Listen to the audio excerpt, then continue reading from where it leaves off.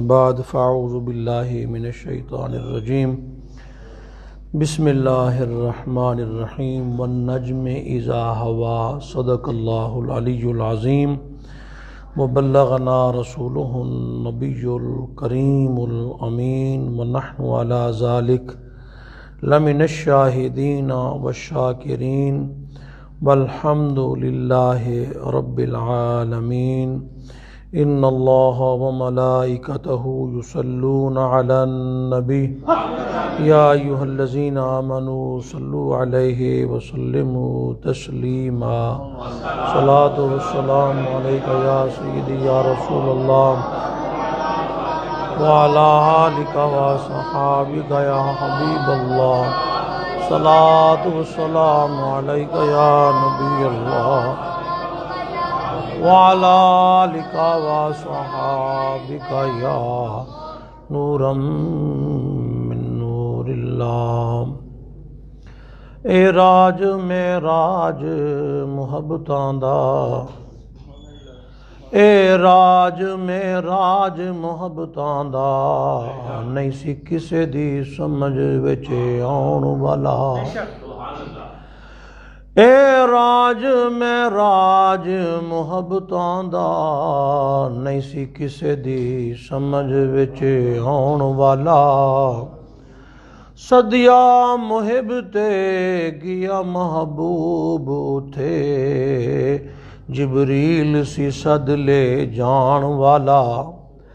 باز آخ دے بنا دروازیاں تو کیویں گیا عرش تے جان والا۔ پر ابر تے عقل نو دخل کیے جانے جان والا یا لے جان والا۔ پر ابر تے عقل نو دخل کیے جانے جان والا یا لے جان والا۔ اللہ جل مجدہ الکریم کی بے پایا حمد، اس کے حبیب ہم سب کے آقا مولا صلی اللہ علیہ وسلم کی ذات گرامی پر بے کران درود بے کران سلام کا نذرانہ پیش کرنے کے بعد، آج کی مبارک مقدس معطر معمبر رات جس میں آپ اور میں جمع ہیں، حضور سیدنا غوث اعظم جیلانی پاک رضی اللہ تعالی عنہ فرماتے ہیں، اور معراج کی رات غوث اعظم حضور کے ساتھ تھے۔ جب حضور براق پہ سوار ہونے لگے تو آپ نے اپنی گردن نیچے کی، سرکار نے اپنا قدم مبارک یہاں رکھا۔ جب آپ پیدا ہوئے تو وہ قدم کا نشان گردن پہ موجود تھا۔ اور آپ کو پتہ ہے اتنا خوبصورت منظر ہو، معراج کی رات ہو، معراج کی وہ رات تھی، کیا عجب کے بات تھی، نور کی بارات تھی، دولہا مصطفیٰ، وہ خوبصورت منظر ہو، پھر بندہ کو کہتا ہے کہ میں بھی رہ جاؤں۔ حضور غوث اعظم جیلانی نے پھر حضور کی بارگاہ میں عرض کیا، سونیا میں نے بھی نال لے چلو۔ تو آپ نے فرمایا کلیاں جاسو، آکھن لگے نا میرے مرید بھی نال ہی، پوری بارات۔ اور یہ ساری باتیں میں حوالہ بغیر حوالے کے کوئی نہیں، فتاوی رضویہ شریف، ساری باتیں میں حوالہ اپنے پاس رکھے ہوئے ہوں۔ تو سرکار کے ساتھ گئے بیت المعمور تک، اور بیت المعمور میں جب حضور داخل ہوئے تو حضرت سیدنا غوث اعظم جیلانی پاک نے عرض کیا، حضور میں بھی تے میرے مرید قادری بھی سارے تو آڑے مغری نماز نہ پڑھ لویں۔ فرمایا آ جاؤ۔ مسجد اقصی میں بھی نماز پڑھی، بیت المعمور میں کٹھے نماز پڑھی۔ حضرت امیر خسرو فرماتے ہیں نا، خدا خود میر محفل بود، اندر لا مکان خسرو، محمد شمع محفل بود، شب جائے کہ من بودم۔ اور شیخ سعدی نے فرمایا بلغ العلا کشف الدجا حسنت جمیع صلو علیہ۔ سر لا مکان سے طلب ہوئی، سوئے منتہا وہ چلے نبی، کوئی حد ہے ان کے عروج کی، بلغ العلا بکمال ہی۔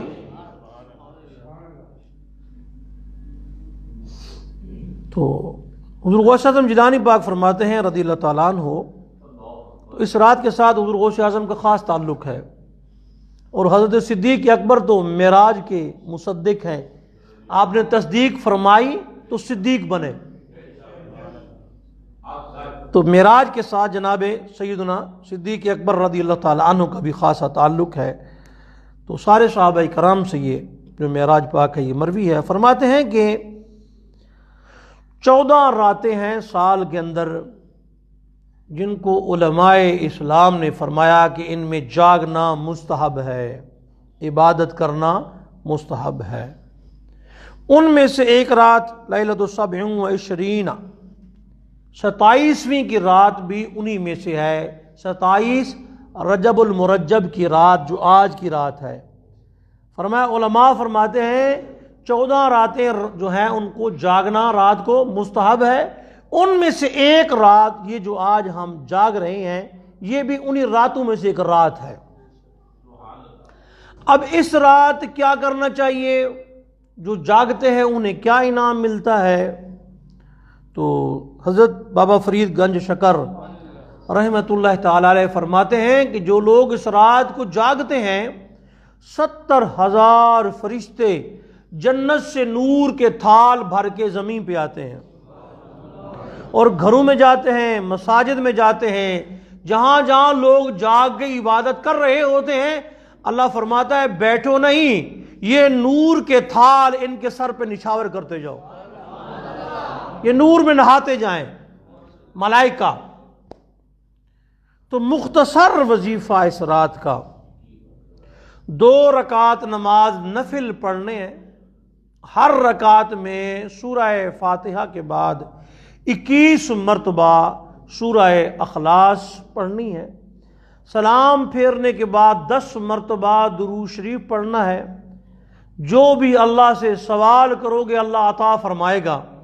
جس دن اور لوگوں کے دل مردہ ہوں گے تمہارا دل اس دن بھی زندہ رہے گا۔ اور فرمایا کہ جو آدمی اس دن 27ویں کو روزہ رکھ لیں، 27ویں کا روزہ رکھ لیں تو اللہ تبارک و تعالی 60 مہینوں کے روزوں کا اسے ثواب عطا فرمائے گا۔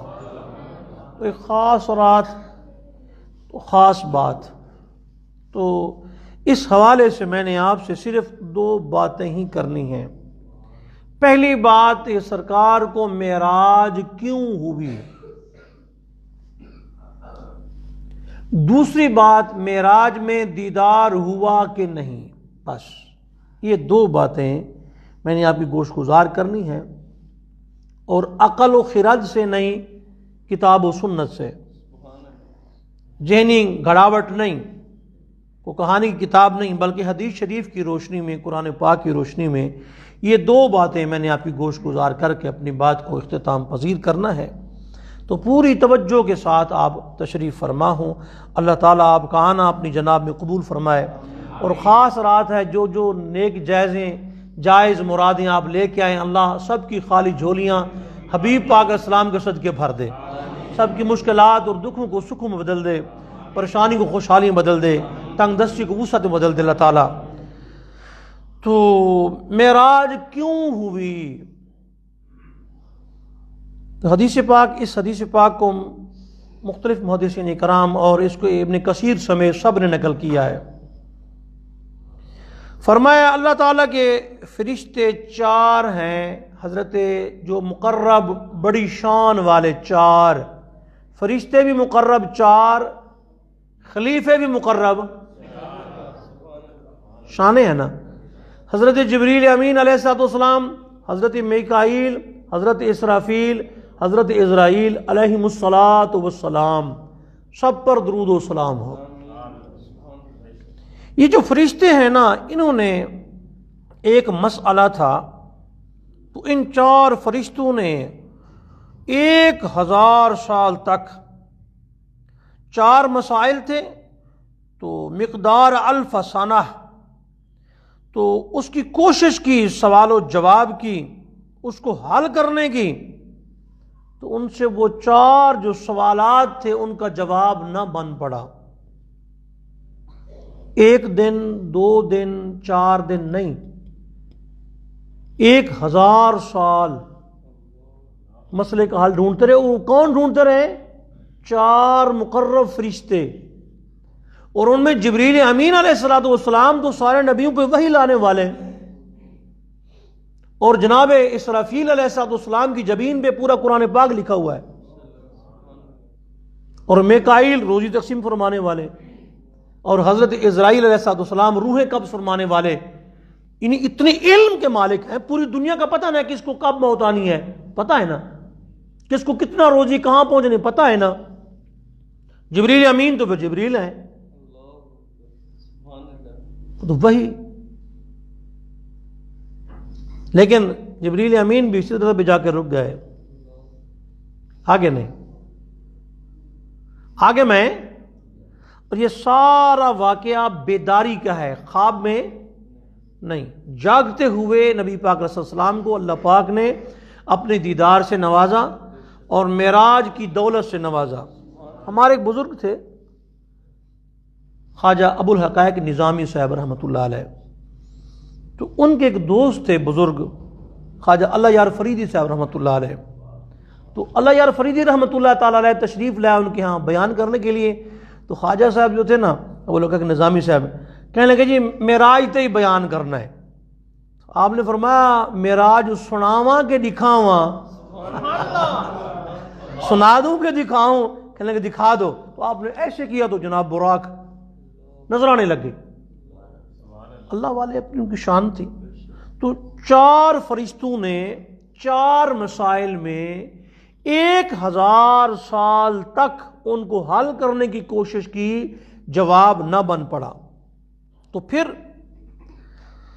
اللہ رب العالمین نے ان کے دلوں میں ڈالا کہ علموا ان هذه المشکلات انما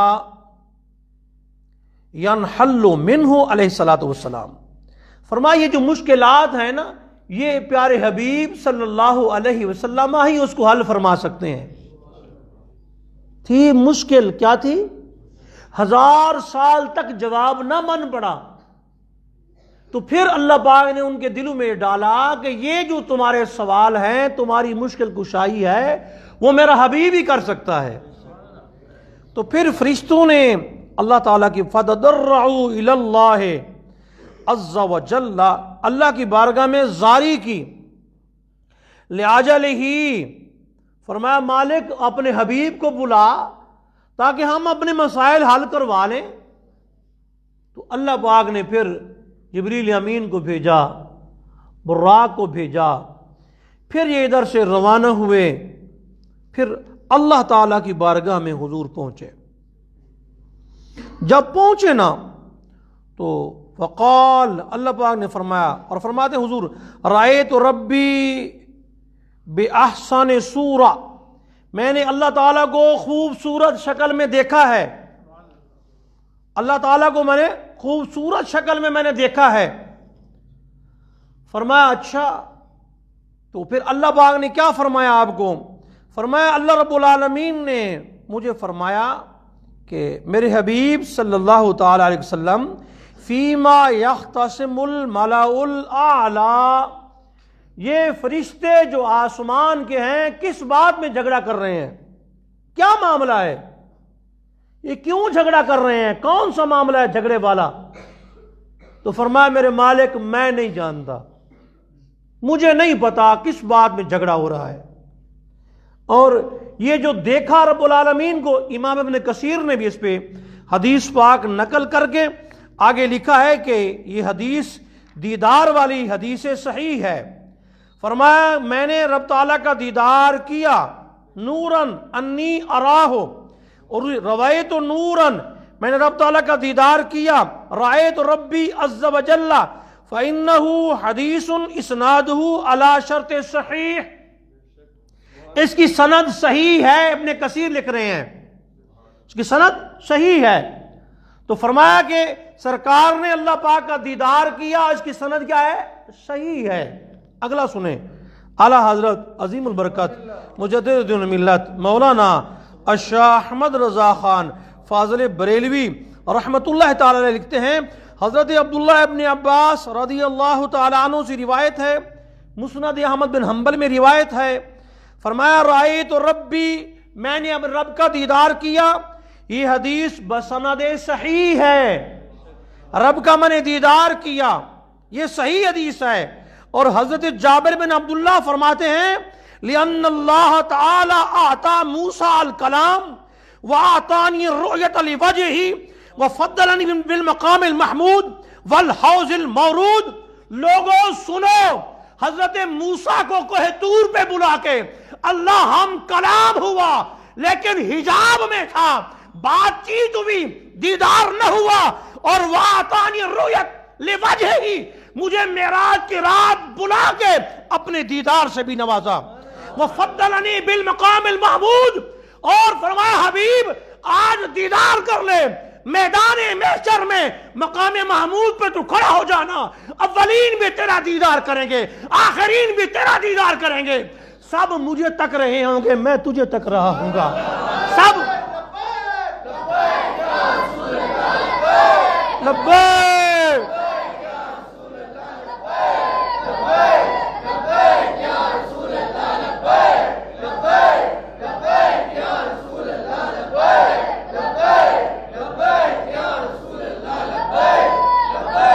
لبیک یا رسول اللہ۔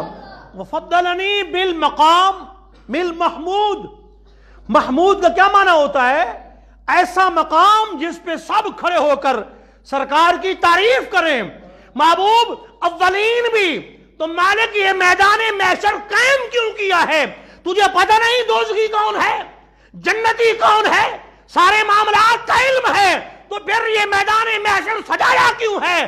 کہا یہ سب کہتے تھے نبی کے چاہنے سے کچھ نہیں ہوتا، آج میرا حبیب چاہے گا وہی کچھ ہوگا۔ کہا خدا نے شفاعت کی بات محشر میں میرا حبیب کرے، کوئی دوسرا نہ کرے۔ وہ سما کیسا ذیشان ہوگا جب خدا مصطفیٰ سے کہے گا اب تو سجدے سے سر کو اٹھا لو، آپ کی ساری امت بری ہے۔ اور معراج کی رات تھی، سرکار نے کہا میرے مالک میری امت کو بخش دے، فرمایا حبیب آج نہیں، لطف جب ہے کہ دیکھیں گے سارے نبی، لطف جب ہے کہ دیکھیں گے سارے نبی، ہوگی تیری شفاعت پہ رحمت میری، بخش دوں گا قیامت میں امت تیری، تو اس سے وعدہ میرا آج کی رات ہے۔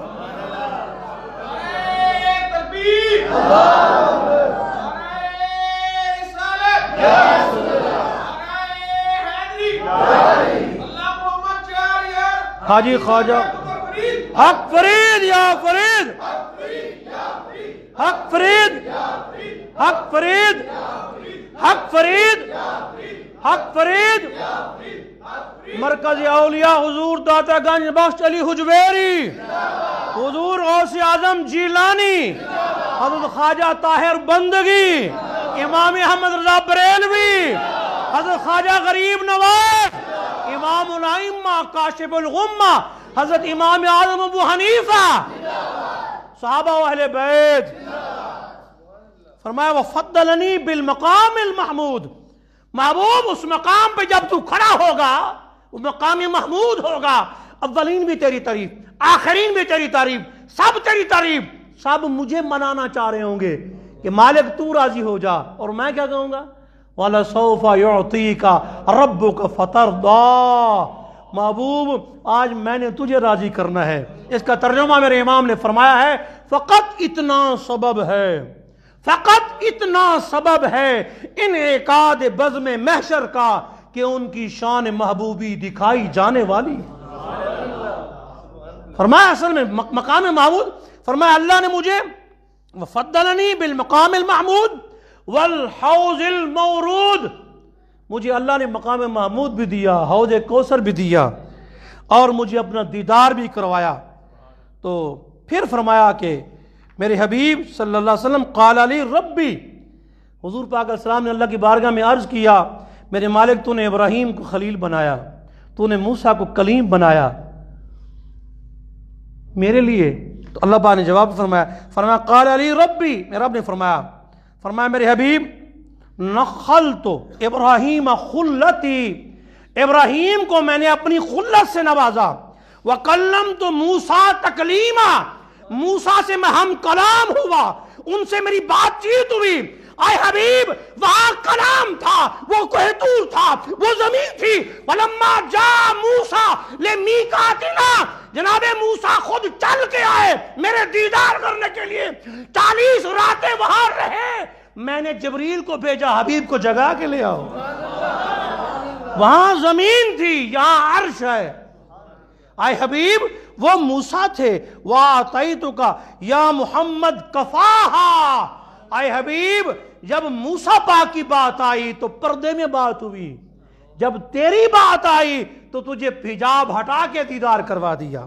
میرے حبیب اور کیا چاہیے صلی اللہ تعالی علیہ وسلم۔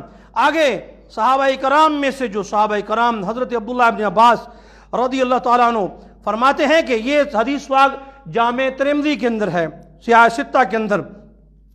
آپ فرماتے ہیں حضرت عبداللہ ابن عمر نے حضرت عبداللہ ابن عباس کے پاس بھیجا، یسألہ هل رأى محمد ربہ، کیا سرکار نے رب کو دیکھا ہے؟ تو عبداللہ ابن عباس نے فرمایا نعم، ہاں سرکار نے رب کا دیدار کیا ہے۔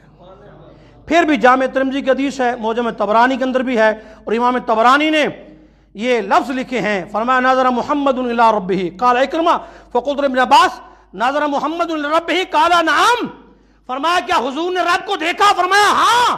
فرمایا کیسے؟ فرمایا جعل الکلام علی موسیٰ والخلۃ لابراہیم والنظر لمحمد، فرمایا جب باری آئی پیارے حبیب علیہ السلام کی، موسیٰ کلیم اللہ تھے، ان سے کلام کیا، حضرت ابراہیم کو خلیل بنایا، جب باری آئی حبیب کی فرمایا محبوب والنظر لمحمد، دیدار حبیب کے مقدر میں تھا، دیدار اور کسی کے مقدر میں۔ اس کو امام ترمذی نے روایت کیا اور لکھتے ہیں ھذا حدیث حسن، یہ حدیث حسن ہے۔ فرمایا فقد رأى ربہ مرتين، سرکار نے 2 بار رب کا دیدار کیا۔ اور حدیث پاک اس کو امام نسائی نے، امام ابن خزیمہ نے، امام حاکم نے، امام بہقی نے اس کو روایت کیا، اور یہ حدیث صحیح ہے۔ تو آپ فرماتے ہیں اتعجبون ان تکون الخلۃ لابراہیم والکلام لموسیٰ والرؤیۃ لمحمد، فرمایا تم تعجب میں پڑ رہے ہو کہ اللہ پاک نے ابراہیم کو خلیل بنایا، موسیٰ پاک کو کلیم بنایا، والرؤیۃ لمحمد، اور جب دیدار کی باری آئی تو اپنے حبیب کو اپنے چہرے کے دیدار کروا دیا۔ دیدار حدیث صحیح، حدیث صحیح۔ اور حضرت عبداللہ ابن عباس رضی اللہ عنہ، یہ بھی حدیث صحیح ہے، اس حدیث کی سند صحیح ہے۔ حبر الامہ فرماتے ہیں، فرمایا آپ فرماتے ہیں ان محمد رأى ربہ مرتين، مرتن ببصرہ ومرتن بفؤادہ، فرمایا سرکار پاک نے رب کا دیدار کیا، ایک بار دل سے دیکھا، ایک بار آنکھ سے دیکھا۔ یہ بھی حدیث صحیح ہے۔ اور خادم رسول حضرت انس بن مالک فرماتے ہیں ان محمدن رأى ربہ، سرکار نے رب کا دیدار کیا، فرمایا اس کی سند بھی قوی ہے، سند بھی قوی ہے۔ اور حضرت ابو ہریرہ فرماتے ہیں، فرمایا ہاں سرکار نے رب کا دیدار کیا۔ اور حضرت خواجہ حسن بصری آپ فرماتے ہیں انہو کانا یحلف باللہ لقد رأى محمد صلی اللہ علیہ وسلم، آپ سے کوئی پوچھتا نا کہ حضور نے رب کا دیدار کیا، آپ قسم ارشاد فرماتے، فرمایا اللہ کی قسم ہے، اللہ کی قسم ہے حضور نے رب کا دیدار کیتا ہے، سرکار نے رب کا دیدار کیا ہے۔ تو اس پر حضرت سیدنا کعب بن احبار اور حضرت امام ابن شہاب زہری رحمہ اللہ اور بہت سارے امام اکرمہ عبداللہ مدنی ہاشمی، امام عطا بن رباح قرشی مکی، استاد ابو حنیفہ اور امام مسلم حضرت ابو الضحیٰ کوفی رحمہ اللہ، اور حضرت سیدنا عبداللہ ابن عباس اور امام قسطلانی فرماتے ہیں رضی اللہ تعالیٰ عنہ قال وبہ قال سائر اصحاب ابن عباس، عبداللہ ابن عباس کے سارے ساتھی کہتے ہیں سرکار نے رب کا دیدار کیا، آپ نے دیدار کیا۔ اور امام مالک سے کسی نے پوچھا تھا کہ آپ نے رب کا دیدار کیا ہے؟ فرمایا ہاں۔ آپ فرماتے ہاں عبداللہ ابن عباس نے کیا، فرمایا انہو رأى ربہ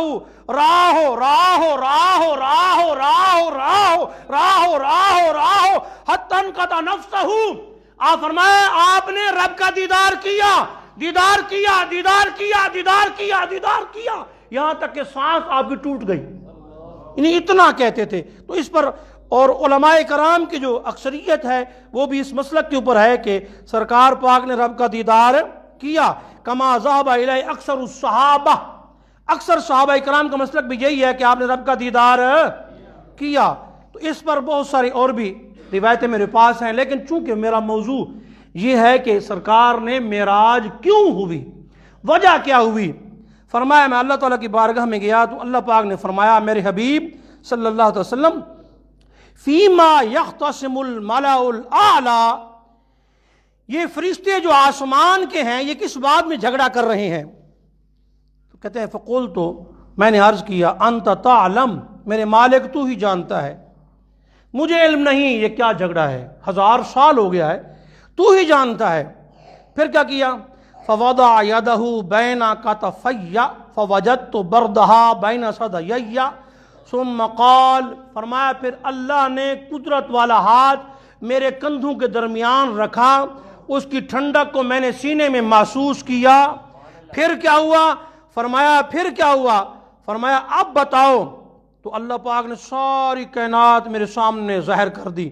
پھر فرمایا میرے حبیب حل تدری فیما یختصم الملأ الاعلی، میرے حبیب اب تو بتائیں نا، فرشتے 1000 سال سے کس معاملے میں جھگڑا کر رہے ہیں؟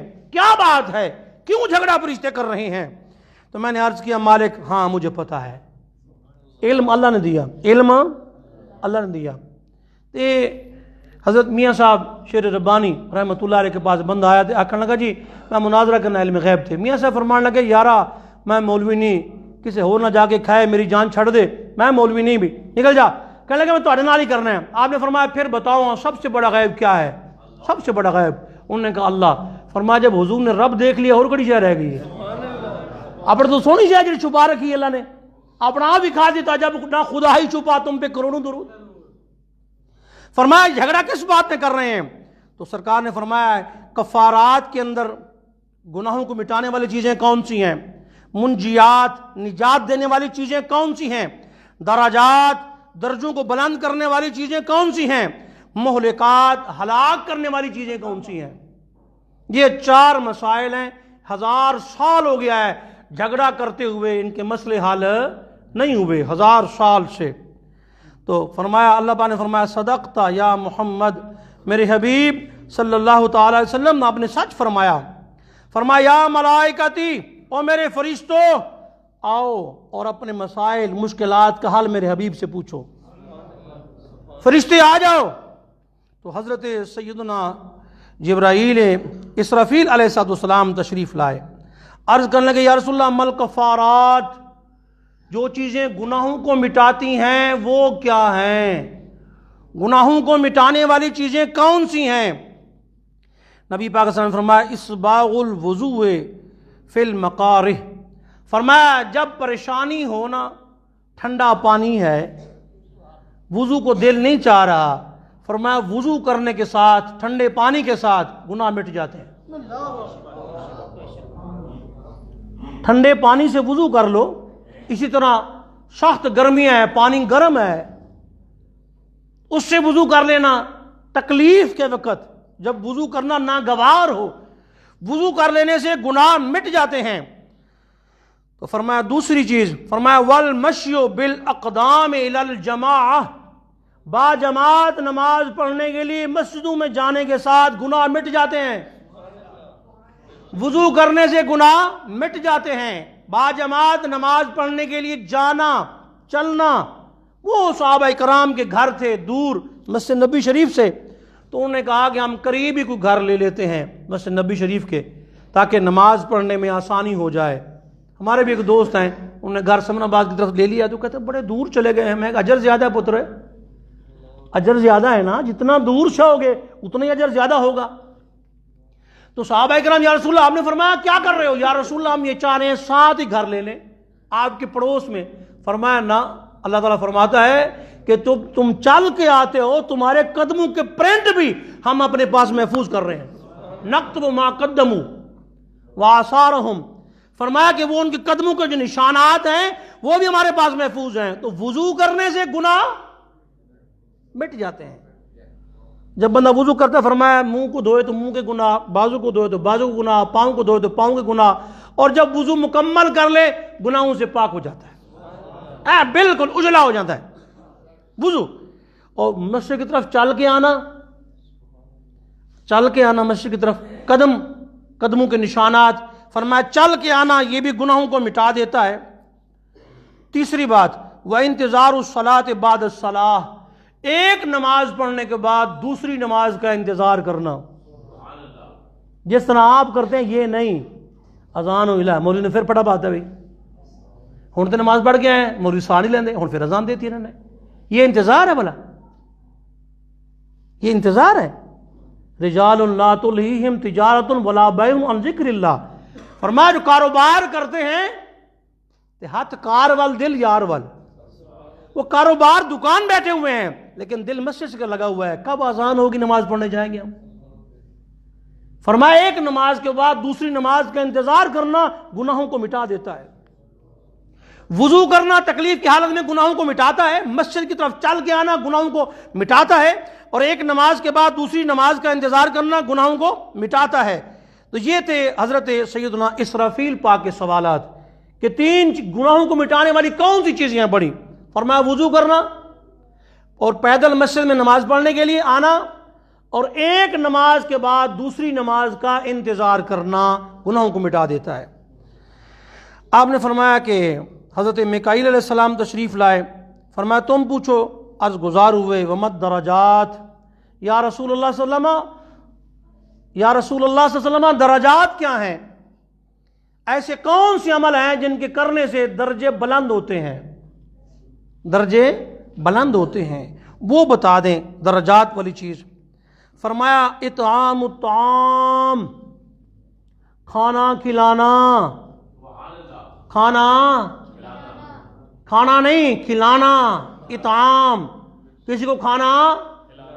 اور حضور غوث اعظم جیلانی پاک رضی اللہ تعالیٰ عنہ فرماتے ہیں فرضوں کے بعد میں نے باقی ساری عبادتوں کا وزن کیا ہے، فرض کے علاوہ نفلی ساری عبادتوں کو میں نے وزن کیا ہے، سب سے وزنی چیزیں دو ہیں، حسن اخلاق، دوسرا کسی کو کھانا کھلانا۔ اطعام الطعام، کھانا کھلانے سے درجے ملتے ہیں۔ حضرت ابراہیم علیہ السلام اللہ کے خلیل بنے کیوں؟ پڑھیں، مہمان کے بغیر کھانا نہیں کھاتے تھے اور 3 میل تک مہمان کو ڈھونڈتے، ادھر سے پھر ادھر سے، ساری زندگی بغیر مہمان کے کھانا نہیں کھایا، تو اللہ کے خلیل بن گئے۔ اور حدیث پاک کے اندر ہے، فرمایا ان کے درجے کی بلندی کی وجہ یہ تھی کہ وہ کھانا کھلاتے تھے، سلام کرتے تھے۔ فرمایا درجے بلند ہوتے ہیں کھانا کھلانے سے۔ دوسری بات وَإِفْشَاءُ السَّلَامِ، اور سلام کرنے سے، کھانا کھلانے سے درجے بلند ہوتے ہیں اور سلام کرنے سے بھی درجے، سلام کرنے سے کتنے درجے بلند ہوتے ہیں؟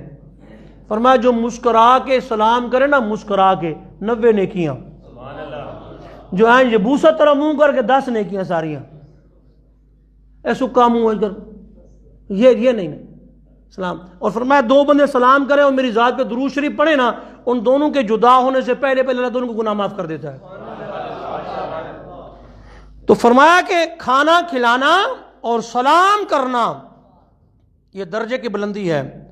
اور پھر والصلاۃ باللیل والناس نیام، تہجد کی نماز پڑھنے سے درجے بلند ہوتے ہیں۔ قرآن پڑھے نا، ومن اللیل فتہجد بہ نافلۃ لک عسیٰ ان یبعثک ربک مقاما محمودا، محبوب تہجد کی نماز پڑھا کرو، اللہ تعالیٰ آپ کو مقام محمود پہ فائز فرمائے گا۔ تہجد کی نماز پڑھنے سے درجے بلند ہوتے ہیں، سلام کرنے سے درجے بلند ہوتے ہیں، کھانا کھلانے سے درجے بلند ہوتے ہیں۔ پھر جبریل امین حاضر ہوئے، فرمایا یا رسول اللہ ومل منجیات، نجات کن چیزوں سے ہو؟ پہلے بیان کیا گناہوں کو کون سی چیزیں مٹاتی ہیں، گناہ مٹ کے درجے بلند ہو گئے، درجے بلند ہو گئے۔ پھر یا رسول اللہ نجات، بندہ ہر بلا، ہر وبا، ہر مصیبت، ہر چیز تو بندہ گناہ سے نجات پا جائے، کیسے نجات ہو؟ نجات دینے والی اللہ کے عذاب سے کون سی چیزیں ہیں؟ فرمایا خشیت اللہ فی السر والعلانیہ، اللہ سے ڈرنا، بندہ ویکھ رہا تو پھر بھی ڈرنا، نہیں ویکھ رہا تو پھر بھی، ابا ویکھ رہا تو جناب موبائل استعمال نہیں ہوتا، ابا پرے ہویا تو جناب منڈا دیکھتا پیا سارا کچھ، ابا بیٹھا تو کال نہیں ہو رہی، ابو جی چلے گئے تو منڈا کالاں کری جا رہا ہے۔ من خشی الرحمن بالغیب فبشرہ بمغفرۃ واجر، ہاں جو اللہ سے جو ڈٹھے نہیں، دیکھے نہیں، علیحدہ کمرے میں بیٹھا ہوا، اللہ سے ڈر گیا۔ حضرت امام غزالی لکھتے ہیں رحمۃ اللہ علیہ کہ ایک شخص تھا نا، ایک لڑکی پہ فریفتہ تھا، خوبصورت لڑکی تھی، تو اس نے لڑکی کو کہا کہ میں نہ تیرے ساتھ ملاقات، اس نے کہا نہیں۔ اس نے کہا قافلے میں لڑکی جا رہی ہے تو یہ بھی ساتھ چل پڑا، رات کا وقت تھا، جب وہاں پہنچا تو وہ سارے سو گئے تھے بندے، اس نے لڑکی کو جا کے جگایا، میری بات سنو۔ اس نے کہا اچھا تو بھی ساتھ ہے؟ ہاں۔ اس نے کہا ایسا کرو، دیکھ کے آؤ کوئی جاگ تو نہیں رہا، کوئی جاگ تو نہیں رہا، تاکہ ہم بات کرتا کوئی دیکھ لے، کوئی شکایت نہ لگا دے، کوئی میرے ماں باپ کو پتہ نہ چل جائے، رسوائی نہ ہو جائے۔ وہ اٹھا، اس نے جناب بڑی خوشی سے جا کے جھانکا، کوئی بھی نہیں ہے دیکھنے والا۔ اس نے کہا سارے ستے نیند رہے۔ لڑکی نے کہا سب کو نیند ہے، اللہ کو بھی نیند ہے،